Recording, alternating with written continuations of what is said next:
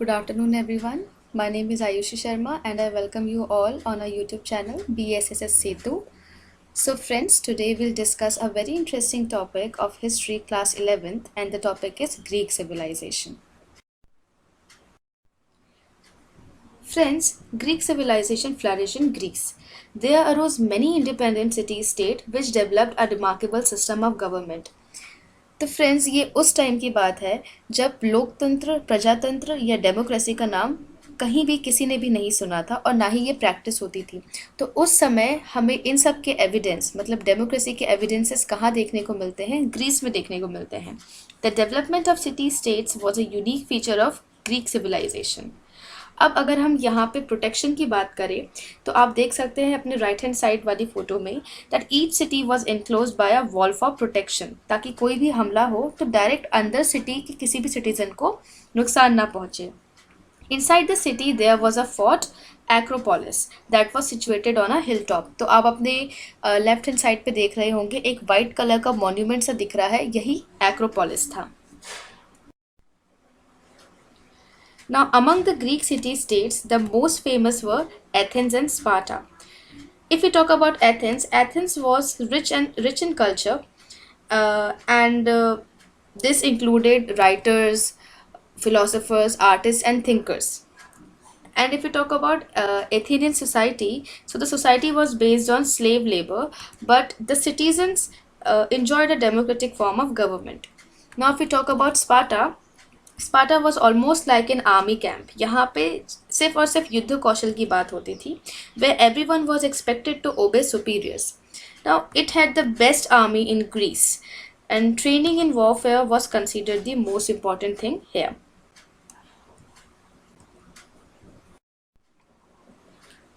Friends, there was a considerable rivalry between Sparta and Athens. हमेशा दोनों के व्यवहारों में या दोनों की आइडियोलॉजीज़ कभी भी मैच नहीं होती थी, तो इस बात को लेके हमेशा दोनों में एक टकराव रहता था। एथेंस हमेशा कोशिश करता था कि वो स्पार्टा को बाकी ग्रीस में जितनी भी सिटीज़ थी उसकी तरह स्पार्टा को भी कॉन्कर कर ले, और स्पार्टा को ये बात पसंद नहीं आती थी। तो इसलिए हमेशा दोनों की आइडियोलॉजीज़ को लेके कुछ ना कुछ अनबन रहती थी। अब एक बार क्या हुआ, पर्शियन आर्मी ने कोशिश करी कि वो ग्रीस के ऊपर कब्जा कर सके। तो ये किसकी आर्मी थी? तो इस आर्मी में डेरियस द फर्स्ट एंड जर्जेक्स था, जिन्होंने ग्रीस को कैप्चर करने की कोशिश करी।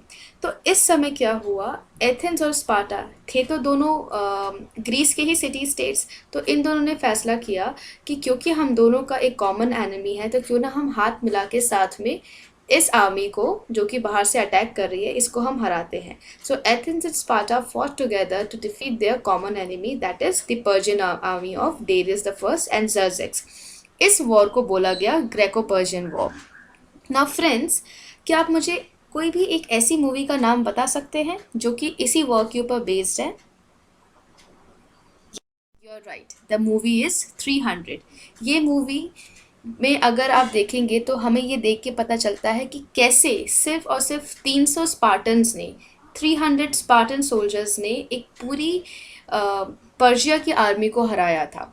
हेल्प एथेंस से भी पहुंची थी, लेकिन वो काफ़ी देर बाद पहुंची थी। तो सिर्फ और सिर्फ 300 स्पार्टन्स ने कैसे इतनी बड़ी आर्मी को रोका? अगर आपको ये देखना है तो आप 300 मूवीज़ ज़रूर देखिए, आपको एक बेसिक आइडिया मिल जाएगा कि ग्रेको पर्शियन वॉर कैसे लड़ा गया, इसमें क्या क्या हुआ था। Now we'll discuss about Pericles. So who was Pericles? Athens enjoyed a golden age under Pericles. He was a great orator and a general of Athens. So Pericles strengthened democracy in Athens by paying public officials. He was the one who expanded the empire by building a strong naval fleet. He rebuilt and beautified Athens, but his death was disastrous for Athens. So students, पैराक्लीस एक बहुत ही ज़्यादा जाना माना नाम था Athens में उस समय में, और जो उनके विचार थे वो काफ़ी ज़्यादा डेमोक्रेटिक थे। ये हमेशा जनता के बारे में सोचते थे, और यही वो समय है जब एथेंस ने अपना गोल्डन एज शुरू किया था या इन्जॉय किया था। लेकिन इनकी डेथ के साथ ये सब कुछ ख़त्म हो गया और एथेंस एक तरीके से एक आने वाली वॉर में हार चुका था। अब वो वॉर कौन सा था वो हम अपनी नेक्स्ट क्लास में डिस्कस करेंगे। So class, in our next class, we'll talk about Peloponnesian War. So I hope you all enjoyed today's session. For more such videos, do subscribe to our YouTube channel BSS Setu. Thank you so much.